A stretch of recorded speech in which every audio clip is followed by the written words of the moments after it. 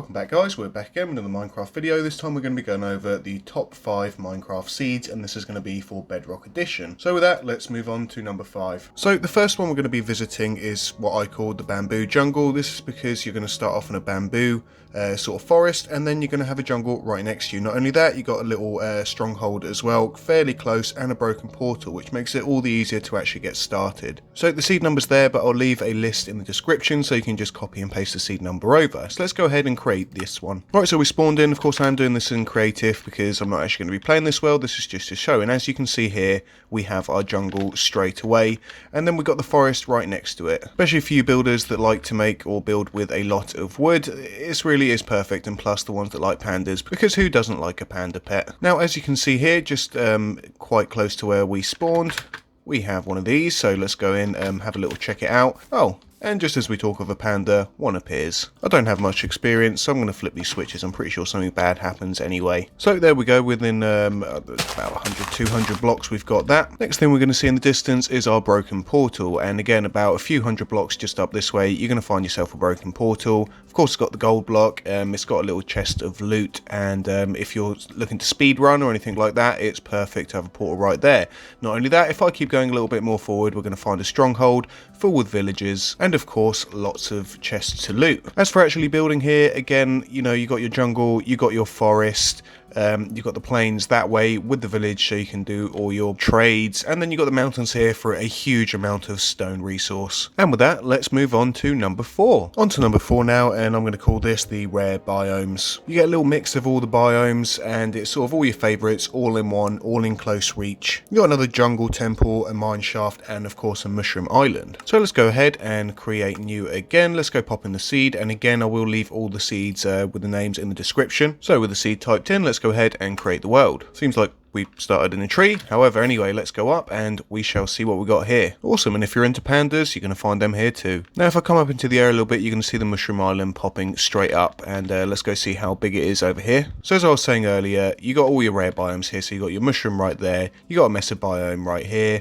you got jungle, you got rainforest, and it's all within a very small radius, including the ocean biome. And I don't even really need to show you any coordinates here. As you can see from where you first spawn off, you can literally just take a turn round, pick the sort of biome that you want to go to, and head on over there. A helpful coordinate over here is if you do want a jungle temple, we can just head over here, and you've got another jungle temple right pretty much where you spawn into the island. And at the coordinate of 264 and 28, if we dig straight down, you're going to be finding yourself a mine shaft too, although it may be on fire. Well, a mine shaft with lava is not the greatest of mine shafts, however it's a mine shaft nonetheless. And for anyone taking notes, the coordinates for the jungle temple is 246, 67, 77, within a very short distance of the mine shaft. Now on to number 3, and although we have already covered this, it's a pretty awesome island, so let's get into it and check it out. So number 3 is for you spawn builders out there, somewhere that mobs aren't going to spawn. You can have a safe place to put all your shopping districts and stuff like that, and it's going to be a mushroom island. Although we covered it in the rare biomes just now, this is just a great standalone mushroom island. There's nothing really around it. It's quite a good size, and you can get a nice spawn in there, or a nice shopping district, or build your house, whatever you fancy. So let's go ahead to create world. Let's pop in the seed, and let's go ahead and create the world. Pretty much going to spawn on it. If I come up into the sky right here, you're going to see that a little bit covers on the land, so you have actually got some mainland there that attaches. But then if I come over here, we got a very nice sizable island. It's pretty much surrounded by water, so you're not going to get many people actually walking on here. All you got to do is just block this tiny little bit here, and then you've got completely no access to any bad mobs running in here, destroying your property or anything like that. Not only that, it has got an island fairly close, so you got a lot of resources, trees, you know, for mining and stuff like that. It's all fairly close by, and you're not going to be after swimming miles and miles just to find the nearest tree. And safety is key, especially if you're playing on a hard mode server where them nights are just not so easy to get through anymore. So, you know, living on an island where the bad mobs don't spawn, it's certainly a plus with us. So on to number 2 now. Number 2 is going to cover the speedrunning category for a good seed for a speedrunner, somewhere that you're going to be able to get ample resources, you're close to stuff, and somewhere that you might be beating your personal best on. So before we get into this speedrunning seed here, don't forget to leave a like or subscribe to the video.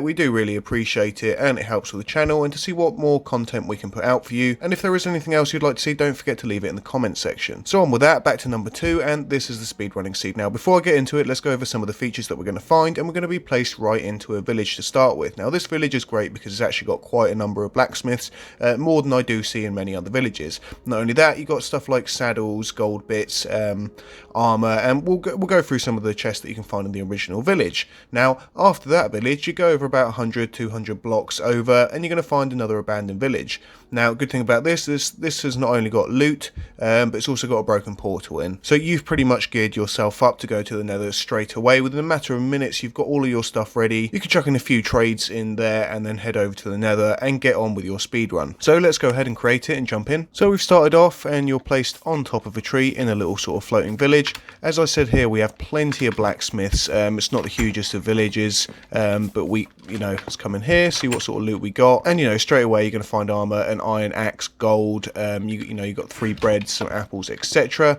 I'm not going to go through all the houses, but compass, maps, Eden, more bread, it's just all good stuff. So first of all, you got this, like I said, you got trades, food, an iron golem for a bit of iron as well, and it certainly isn't the worst start. So if you look a little bit further to the left, you can see another village right there. Now this is where it gets pretty good, because all you got to do is craft yourself a boat after you completely annihilate this village of all of its stuff. You're going to head on right over to here, raid this village of all of its stuff, grab some wheat for bread, and then you got a half broken portal already. Now with a few smartly placed iron buckets of lava and water, and of course that quintessential diamond pickaxe to actually break the obsidian, you're going to be in the nether in no time. And you're going to be going with enough bread to put a bakery to shame. Talking about putting to shame, let's find a glitched map, and for my number 1 we got the glitched mansion. Now I read about this and I thought, no, this surely can't be true, until I logged in and saw it. So I won't go too much into it now, let's just head straight into the video, but it's a weird one and a funny one, so let's go into it. So guys, we are at number 1. Now this is number 1 for a few reasons. First of all, of course, like I just said, the corrupt mansion with a village inside, but it just seems to have so many villages within a small area.